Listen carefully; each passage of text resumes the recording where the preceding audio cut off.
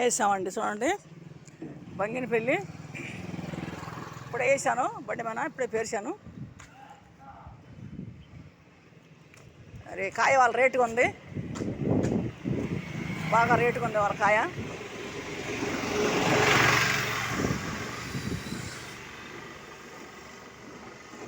బంగినపల్లి కాయ రసాలు దొరకలేదు. బంగినపల్లి కాయ వేసాం. రేటు ఉంది, బాగా రేటు ఉంది.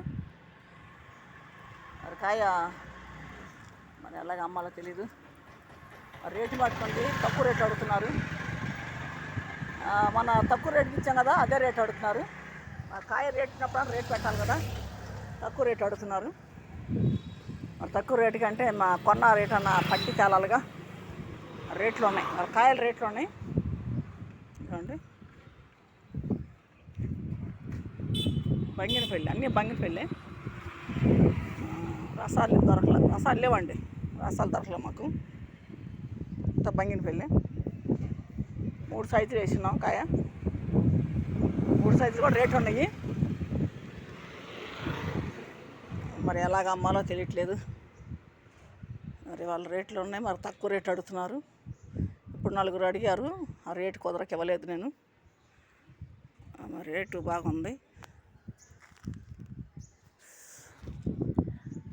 అది కాయ వాళ్ళ నిన్నేమో సెలవు తీసుకున్నాం, నేను చర్చికి వెళ్ళాను, సెలవు ఇవ్వాలి నిన్న. ఇవాళ కూడా ఉంది, ఫంక్షన్ ఒకటి ఉంది, వెళ్ళలేదు. పాస్టర్ గారి ఇంట్లో ఫంక్షన్ ఉంది, వాళ్ళు చెప్పారు. మరి వాళ్ళు కాయలు వేసేసాను నేను. మరి కాయ అమ్మకపోతే మళ్ళీ లాస్ వచ్చేసిద్ది, అందువల్ల కాయ వేసుకొచ్చేసాను.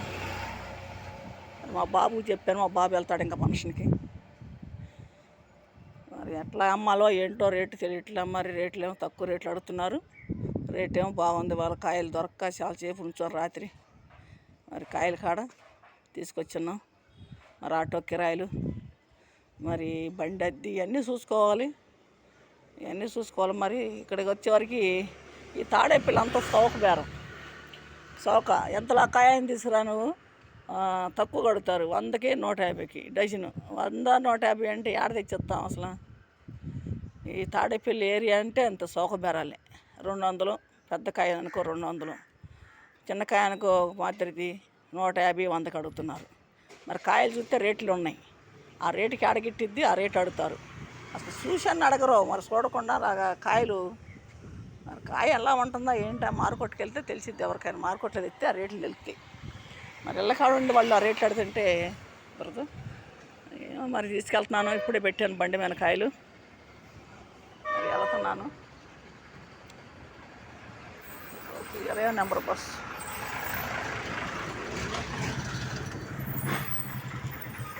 వెళ్తుంది.